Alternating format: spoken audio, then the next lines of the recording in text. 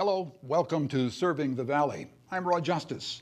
Today, it's the Little Red Schoolhouse. If you want to learn about education, talk to a teacher. Today, we're going to talk to, and we'll educate you about that Little Red Schoolhouse. Where is that Little Red Schoolhouse? I know I've gone past it several times before, but before we get to where the Little Red Schoolhouse is, let's talk to three teachers who know where it is and, as a matter of fact, volunteer there. My guest today on Serving the Valley and the show about that Little Red Schoolhouse. We have as our historian Rita Congdon and Jean Richardson and Cynthia Kenyon. These three teachers are going to teach us for the next several minutes, not only about the Little Red Schoolhouse, about, well, maybe what life was like back in those days. Rita Congdon, those days were how long ago as far as the Little Red Schoolhouse is concerned? The Little Red Schoolhouse was built in 1909. It was one of 9,000 schoolhouses, one-room schoolhouses in rural Iowa. If you went to a one-room schoolhouse, you were a farm kid. Ah, certainly. You were a farm. Town schools had individual classrooms, but the one-room schoolhouse gave a very good education to thousands of children. Ours was built in 1909. It is Bennington School number 5. It was on Bennington Road, north of Waterloo. Number 4 is at the Cattle Congress grounds, and I'm not sure about 1, 2, and 3. I see. But ours is the only one that's been totally restored. It was also the balloting place for any voting issue, and we have the ballot box there. It was in 1957, the legislature decided all one-room schoolhouses had to be closed, that all children would be bused to the cities. That meant there were 9,000 empty schoolhouses. Right. Most of them disintegrated. Some of them turned into homes. Ours was restored.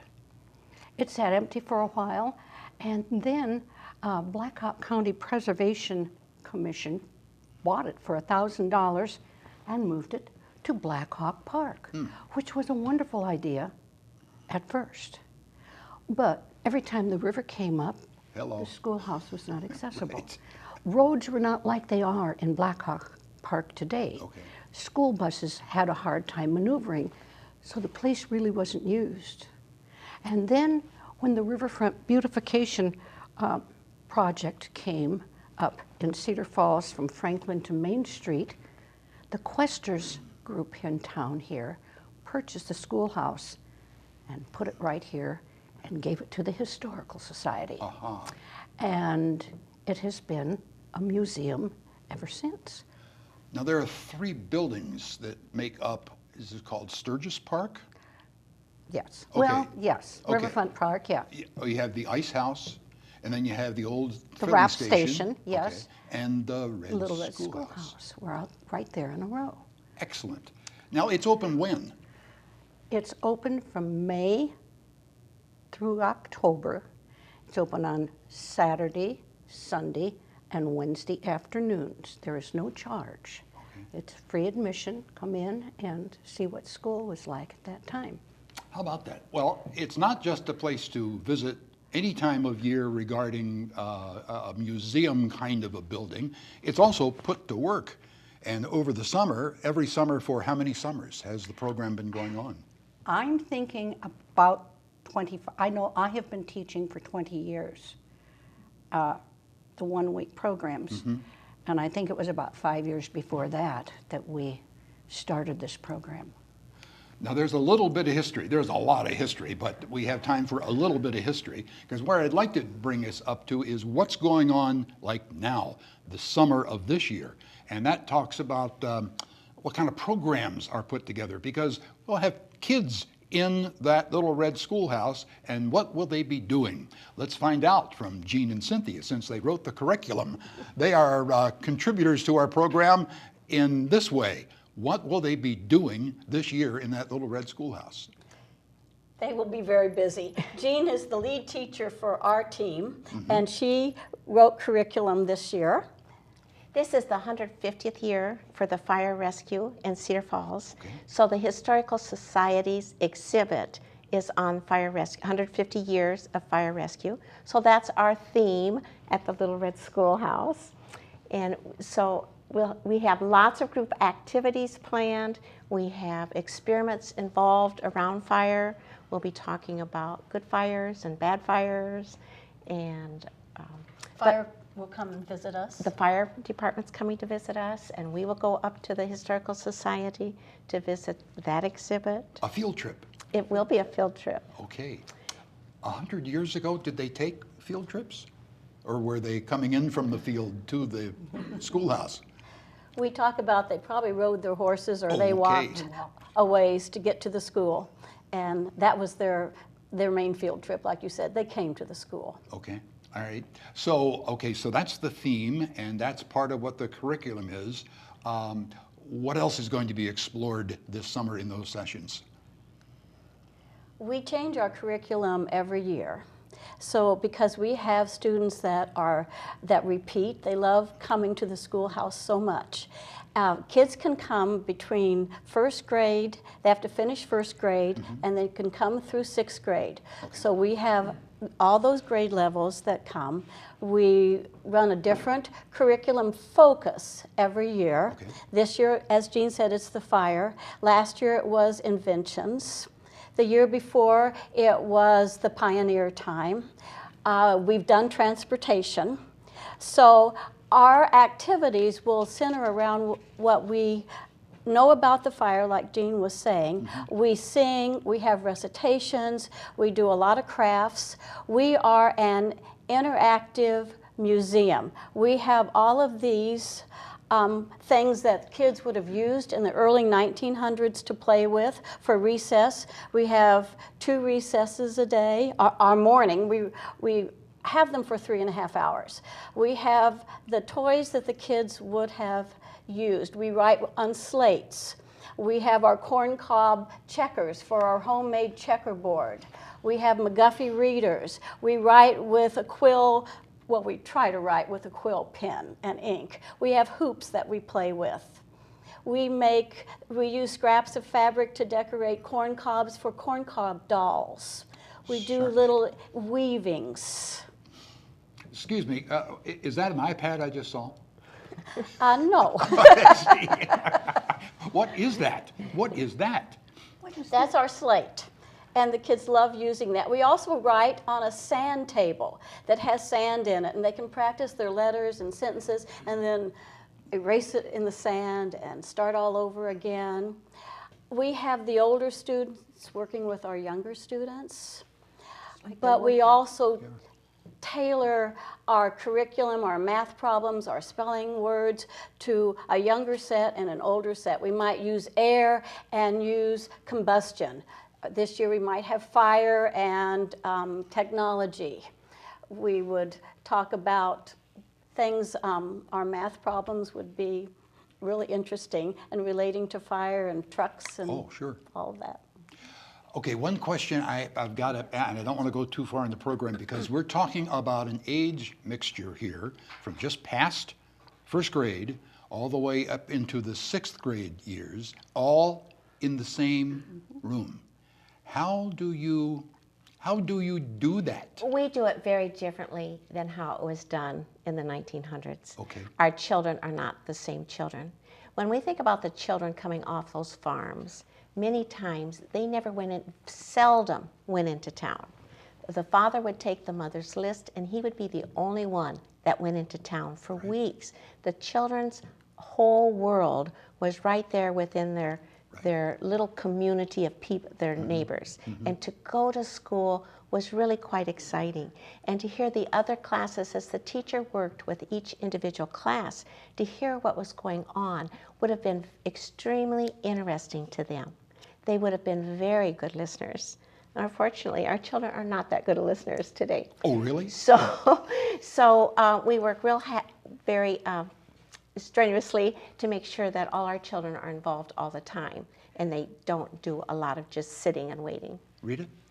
Our children are there because they want to be there, not because they have to be there.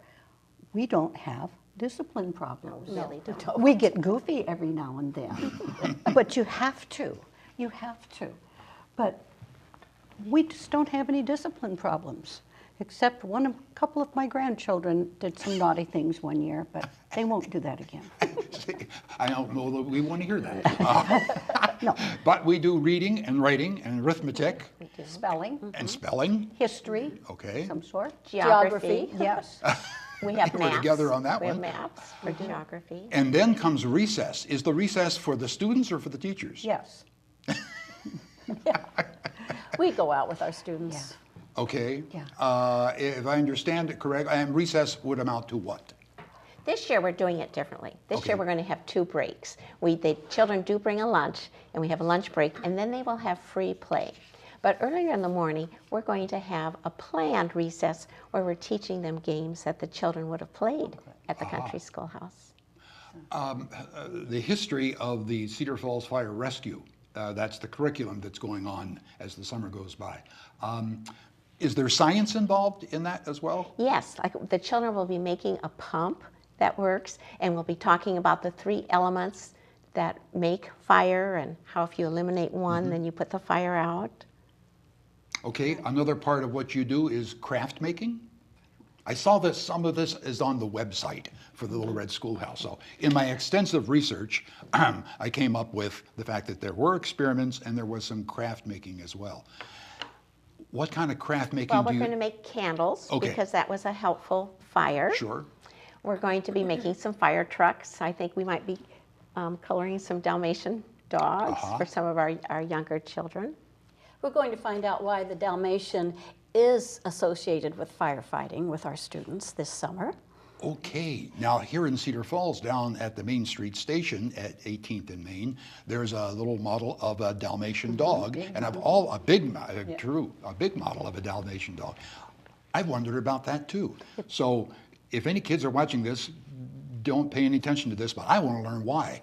Give me a hint. It's a very important historical Really? aspect of firefighting. And the fire trucks that were pulled by horses as they raced to the fire needed dogs running along to protect the horses.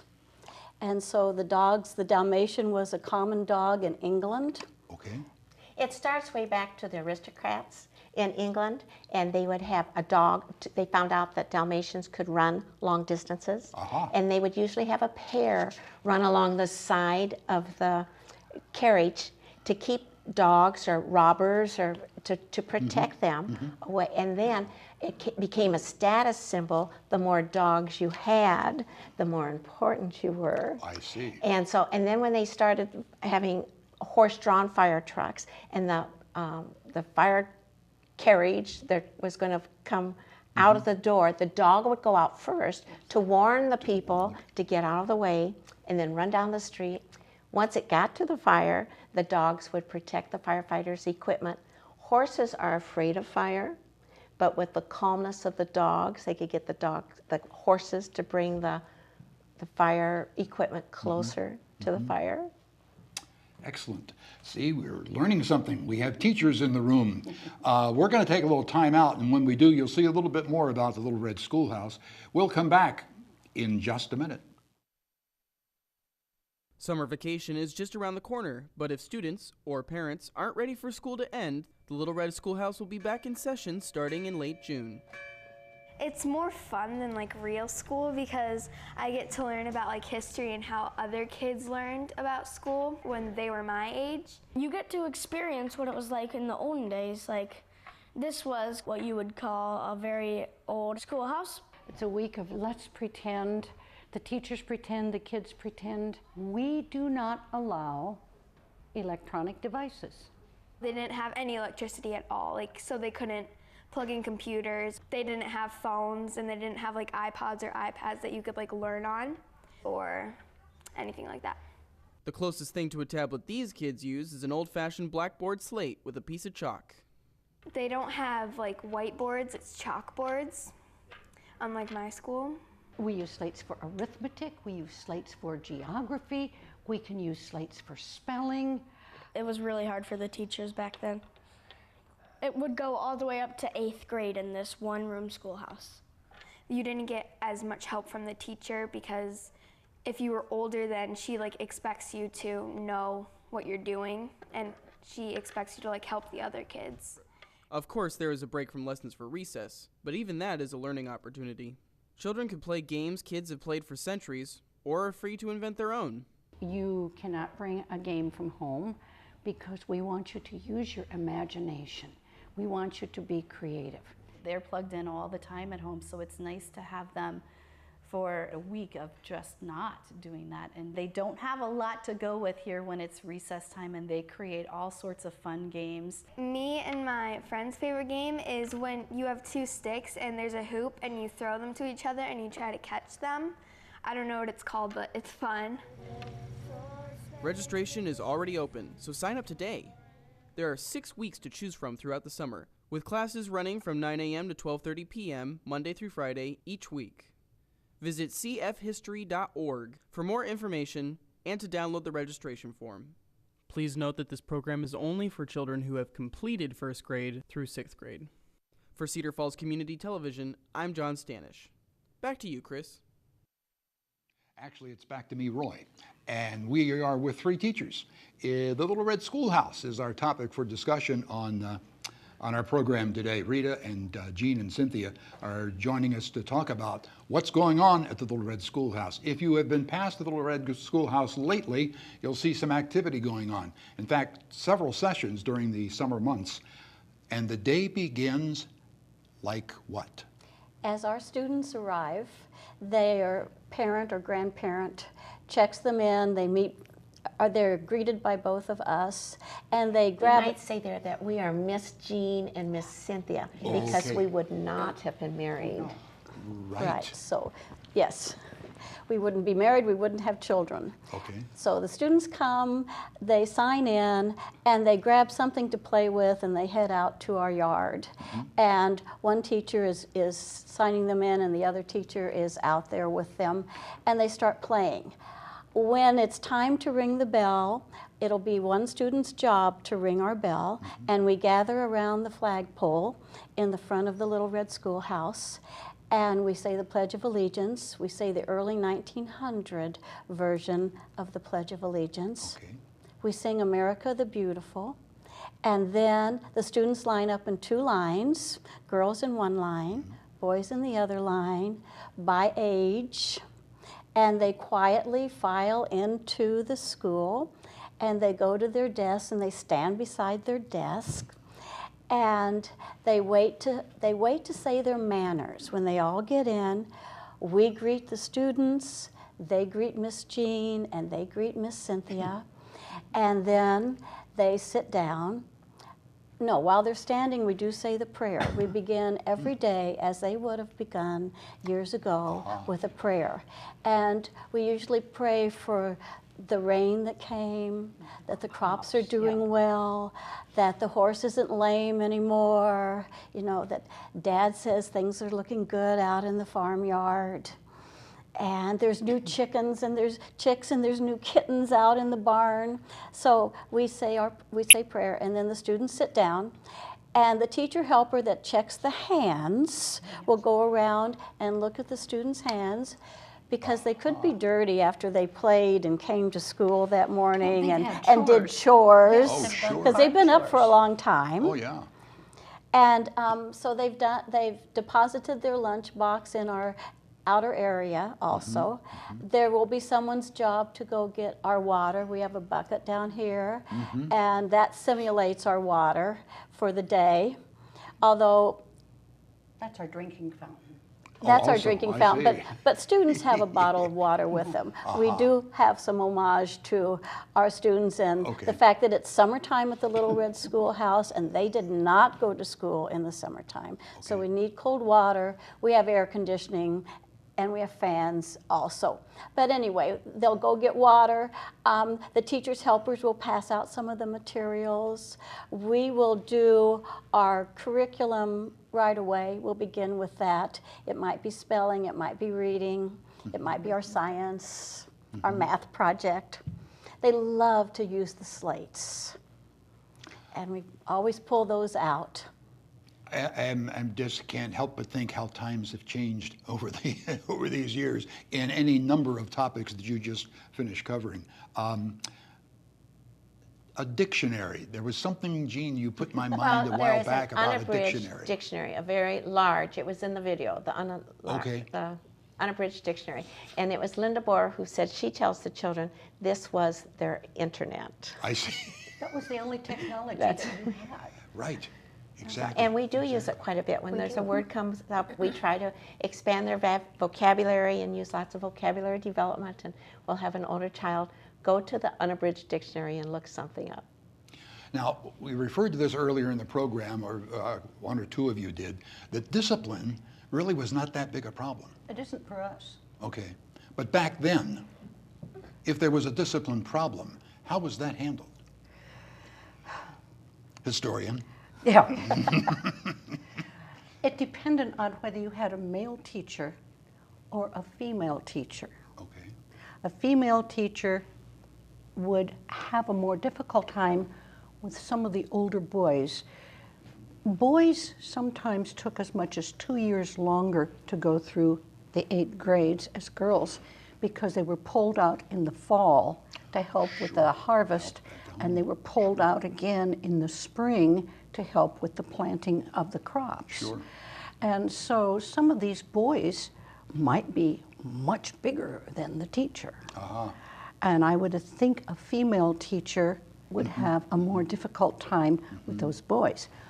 But also, if you got in trouble at school, don't think your parents aren't going to hear about it. You've got brothers, sisters, cousins, neighbors that are going to go home. Guess what, Mom? Joseph got in trouble today. Sure. And Mom's going to call Joseph's mom, and he's going to be in more trouble when he gets home, because parents were supportive of their teachers. A male teacher might use the large paddle. Oh, was that what you were trying to demonstrate on me before we began? It's I called a see. ferula. Aha. And I don't think young ladies were paddled. And usually it was a male teacher who would apply the ferula. We have a small one. Yeah, I see that. A small one. You can leave it right where it is. That's okay. Yeah. And the teacher might come around and say, if you're misbehaving, hold out your hands. So then they'd hold out their hands. Oh, not that way, Oh, because you're going to hit the knuckles. So if you're a smart child, you hold your hands out well, you this saw way. what I did. Yeah. And you would get that. But But teachers, the activity, I was going to say, the activity that you've got them involved in, and keeping in mind, I say only have them for 3 hours. That sounds like a pretty long time to me. But it's the activity that keeps them engaged. We talk about discipline the first day as it was back in the early 1900s. And they enjoy hearing that. You know, that's Sure. good for some little laughing and chuckling Right. over that. And we might have someone come up and just put their nose on the board, you know, because they've been talking all day. they've been talking. And that's the extent of it. Some of the rules, Yeah, some of the rules on the chalkboard in the schoolhouse talk like 1 finger if you need to go out to the restroom, Right. 2 fingers if you need to sharpen a pencil, and 3 fingers. Because while the teacher is working with one group, you've got 6, 7 other grades that are on their own. Sure. And you may need to ask, teacher, I need to ask somebody for help. So this was your signal. And you would raise one hand and the teacher would nod, yes, you may go ask another student. I always tell the kids it's finger speak. Right. That you, Sure. just Yes. with hand signals, you can carry on a conversation and the teacher does not have to stop what she's doing. Okay. and our children think it's fun Oh, yeah. to do that. They do. In today's age, a teacher maybe doesn't feel well in the morning, and she picks up the telephone, or he picks up the telephone and calls in, I'm sick, so get a sub. What did they do in the one-room schoolhouse days? Sometimes they just did not They have would close school. There wouldn't be that many qualified teachers. Yeah. So, Interesting. interesting, yeah. What other problems do you avoid in the Little Red Schoolhouse that they may have experienced 75, 85, 95, 100 years ago? We have a place to go in case there's a tornado, Oh, Yes, yes. which they might have gone across the road, up the road to Sure. a family's home. We do have, the teachers do have their cell phones in case of an emergency Yes, okay. and special numbers to call. As I've interviewed some teachers of country schoolhouses, they speak about the responsibility for all these children and being all alone because they didn't have telephone. They were all alone. That's Yes. where the school bell came in.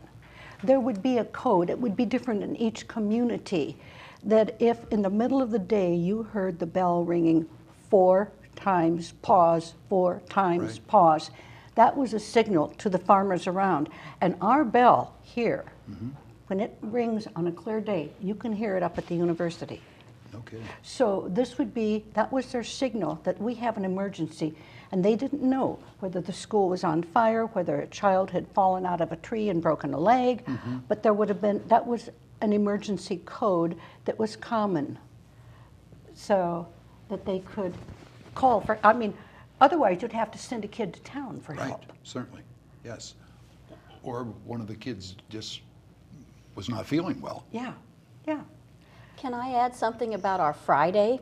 It's Oh, a special Oh, day at the please Little Red do. Schoolhouse. Yes, parents. And we invite parents. We send them an invitation. With the quill pen, we've written out an invitation that they're invited to come to the Little Red Schoolhouse. So families come on Friday, and we have a reader's theater for them.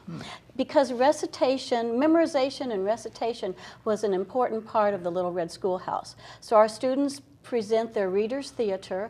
We have made old-fashioned, hand-cranked, homemade ice cream the day before, and we have an old-fashioned ice cream social for our families on the Friday, the last day of our school. Let's keep in mind we're talking about something that actually is taking place in the summer months of right now. And if there's someone in your household you'd like to send for a week of fun and games and also education, check the website and there'll be further information regarding any openings that still may remain for the Little Red Schoolhouse for this summer. Is there any area, teachers, that we have not covered that you'd like to explore in our final 30 seconds or so? I think we've covered quite a bit. You know, the teachers have as much fun as the kids. And we've got teachers who, once you recruit them, you're there for life. It's a summer camp atmosphere. It's fun. It's an experience that the students can only get 1 week out of the year here in Cedar Falls in our Little Red Schoolhouse. Well, we have explored for the past several minutes the Little Red Schoolhouse. There's a chance for family members of yours to explore it in person. You can check us out on Facebook, Cedar Falls Channel 15. Watch our shows as you've just done that. Make comments or program suggestions. Until our next story unfolds, our thanks to Rita and Cynthia and Jean for joining us, and we thank you for joining us as well. I'm Roy Justice.